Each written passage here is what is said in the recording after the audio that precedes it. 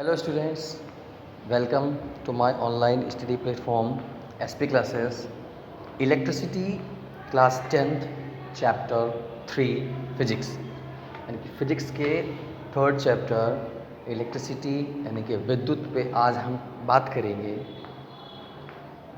Resistance की। लेकिन उससे पहले आप क्या पढ़ चुके हैं? व्हाट इज़ चार्ज, चार्ज क्या है, चार्ज की प्रॉपर्टीज़ क्या हैं, मेथड ऑफ चार्जिंग पढ़ चुके हैं आप, इलेक्ट्रिसिटी पढ़ चुके हैं, करंट पढ़ चुके हैं, इलेक्ट्रिक फील्ड पढ़ चुके हैं। लास्ट वीडियो में आपने पोटेंशियल डिफरेंस और इलेक्ट्रिक पोटेंशियल के बारे में पढ़ा था, ओम्स लॉ के बारे में पढ़ा था। ओम्स लॉ क्या होता है? The current flowing in a conductor is directly proportional to the potential difference. किसी भी सर्किट में किसी भी कंडक्टर पे करंट जो फ्लो होता है वो किसके प्रोपोर्शनल पे होता है?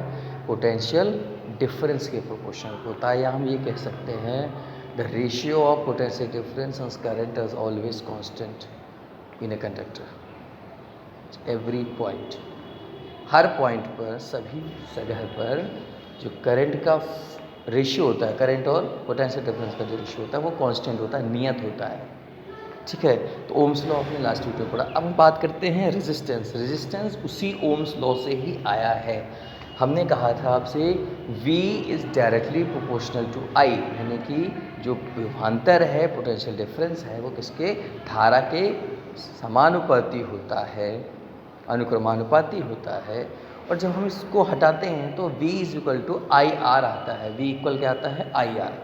तो R यहाँ पर क्या है? R आपका है रेजिस्टेंस, यानी कि प्रतिरोध। क्या है? प्रतिरोध है। अब रेजिस्टेंस करता क्या है?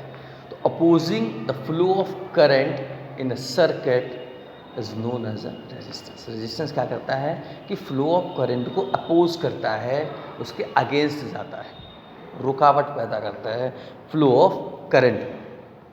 ठीक है, सर्किट में कितना करंट फ्लो हो रहा है उसको, उसके फ्लो को, फ्लुएंसी को क्या करता है? अपोज करता है, विरोध करता है। धारा के प्रवाह का विरोध करता है कौन? प्रतिरोध। नाम इसका है प्रतिरोध। हम आपके अगेंस्ट पे रहेंगे। तो धारा के अगेंस्ट ये क्या करता है? धारा के प्रवाह को का विरोध करता है, यानी कि फ्लो ऑफ करंट को अपोज करता है।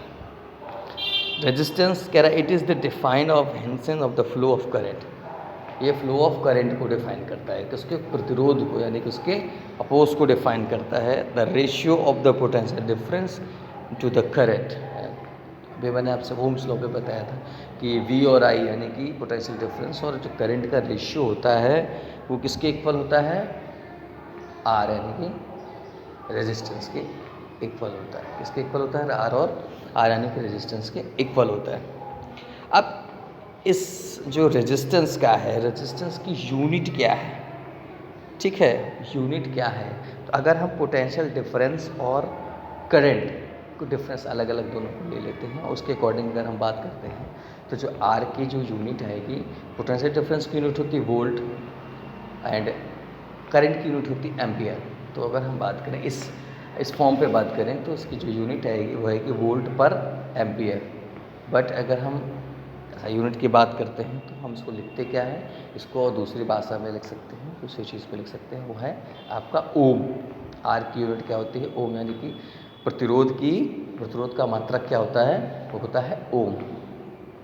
ठीक है, अब कह रहा था रेसिप्रोकल और resistance is called conductance C।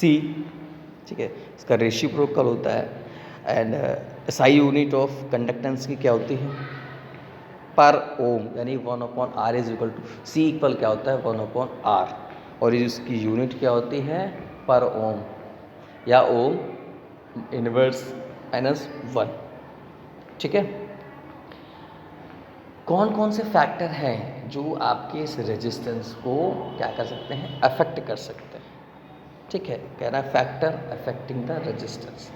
ऐसे कौन से फैक्टर्स हैं जो रेजिस्टेंस को अफेक्ट कर सकते हैं? तो सबसे पहला चीज़ है लेंथ। अगर आप अपने कंडक्टर यानी कि चालक की लंबाई को बढ़ाएंगे, कंडक्टर की लेंथ को आप इंक्रीज़ कर रहे हैं, तो जो आपका रेजिस्टेंस है वो भी इंक्रीज़ हो जाएगा, क्योंकि R जो है यानी कि रेजिस्टेंस जो है वो डायरेक्टली प्रोपोर्शनल होता है लेंथ के। किसकी प्रोपोर्शनल होता है? लेंथ के। R is directly proportional to L, right. दूसरा चीज़, अब जो एरिया होगा, ठीक है, एरिया लेंथ है, कुछ ना कुछ एरिया ज़रूर होगा। तो जो एरिया है, तो आर जो प्रतिरोध है, जो रेजिस्टेंस है, वो एरिया के क्या होता है? इन्वर्सली प्रोपोर्शनल होता है। इन्वर्सली मतलब व्युत्क्रमानुपाती होता है, उल्टा होता है। अगर आप एरिया को इंक्रीज़ कर रहे हो तो जो प्रतिरोध होगा, जो रेजिस्टेंस होगा, वो डिक्रीज़ हो जाएगा। अगर आप एरिया को डिक्रीज़ कर रहे हो तो प्रतिरोध जो होगा, जो रेजिस्टेंस होगा, वो क्या हो जाएगा? इंक्रीज़ हो जाएगा।